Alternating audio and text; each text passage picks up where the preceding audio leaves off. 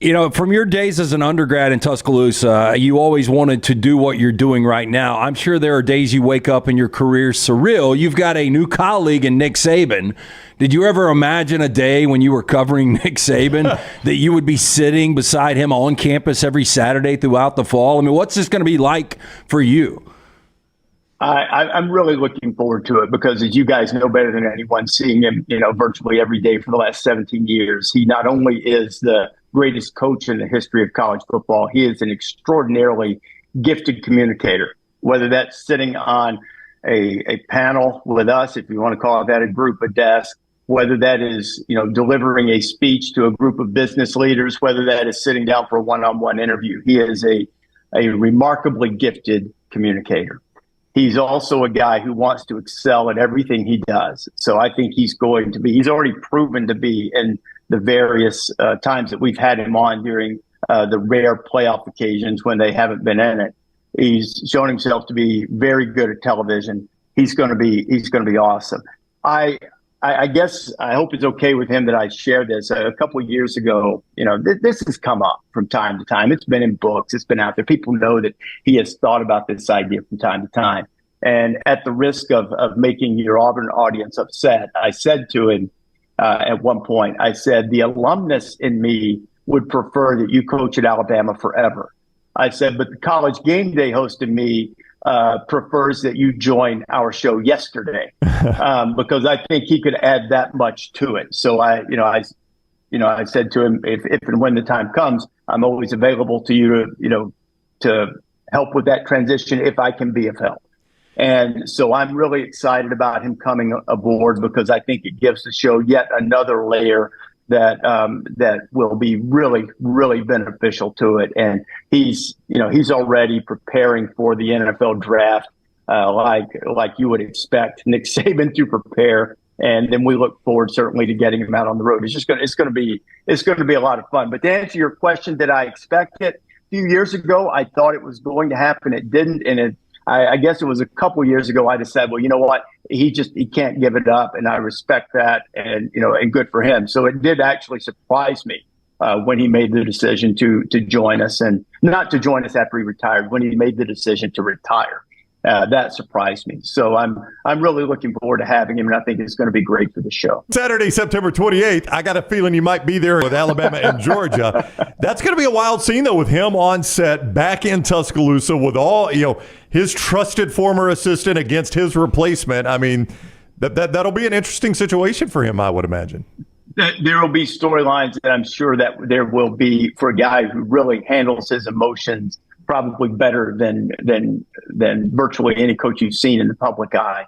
I'm sure that will be difficult for him, or it won't be easy. There will probably also be an aspect to it that's somewhat gratifying because I'm sure he will get a raucous welcome from that. So there will be some firsts along the way for him that will be unusual. I noticed he had a meeting with some people in the media the other day where he mentioned the idea of picking games. Yeah, that's something that is different for him, and I think hopefully he'll come to get comfortable with that because he won't be the first guy. There were a lot of guys even that weren't former coaches that I've worked with, former players and just analysts who used to recoil a little bit about picking games as if it were personal. And I know that coaches use it, but I mean, it's part of the deal. It's part of the fun, right? I mean, this is supposed to be fun, and it's not the end of the world if you miss one. And if you go with a gut feeling and you're wrong, it's okay. Or if you go with a purely technical breakdown and you're wrong, it happens. So I think he'll get comfortable with that as time goes along. But that is certainly a change for, I think, any coach who makes the move into a show like ours. So you facilitate the pick segment. You don't necessarily make picks, but how often do Desmond and Herbie and McAfee and Coach hear back from like next time you're in town? Like, I know you guys picked against me. I mean, do you all hear a lot of that? Are you kidding? I mean, all the time. I mean, it's like you do. It's like you do all of these great features. You do all of these great breakdowns. You do, all of this insightful analysis. You spend hours on the tape, and you say, you know what? I got a gut feeling that old Sparty's going to get them today. And then they get beat, 42-7, and then whoever you picked against them, you guys picked against us. You beat us. I mean, it can be frustrating until you just realize, you know what, the unadulterated passion that fans have for their teams, and they want you to feel about their team the way they feel about their team. That's what makes it fun. So you kind of, some of the stuff when they start yelling at you about that or hitting you on, various social media platforms, you let it roll, man. It's not a big deal. When the announcement was, made that Nick Saban was shutting it down and he was leaving, there were some of us on the show that were like, Kalen Deboer is a home run guy. This is the guy Greg Byrne needs to go after. They ultimately hire Kalen Deboer, and you get a lot of the fan bases, which you're going to get this, like, this guy doesn't know the South. You get some reservation from Alabama fans. We don't know exactly who this guy is. You've been around Kalen Deboer. You guys were in Seattle this year. What are they getting with Kalen Deboer? They're getting a guy who's just flat won everywhere he's been, a guy who is personable, and at least I've just gotten to know Kalen a little bit, over the past season with Washington being at the forefront. And as you mentioned, our trip to Seattle, he's a guy who relates to people easily. He's a guy who builds a great deal of loyalty among his players, and I think in turn with the fan base. So it'll take some time, and it is true that he hasn't been in the South, but no one is ever going to live up to what Nick Saban established, no matter who you are, especially when you consider where Alabama was when he came in and took it over.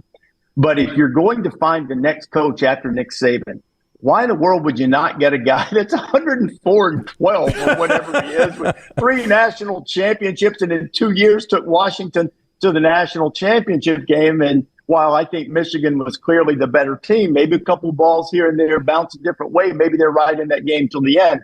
So I don't think you could have found a better resume to step in there. And also, I think the number one thing you would want in that situation is you want a guy who embraces it and doesn't shy away from it and is not intimidated by the standard that has been set.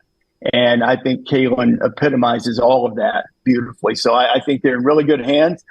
There's no guarantee with any coach. Heck, I remember a lot of people in our business, saying Nick Saban would be there 3 years and back to the NFL, or he's going to Texas, or Alabama was never going to be what it was, and their fans were delusional, and all of these people who said that a whole lot, who are still on various airwaves talking. They were wrong. So, you never know how things are going to go. And certainly there's no guarantee that Kalen is going to be wildly successful. But if I were to bet one way or the other, I would bet that he is going to be wildly successful, because his track record indicates that he always has been. And there's not much reason to think things would change when he's at a place with even greater resources than any place he's ever been.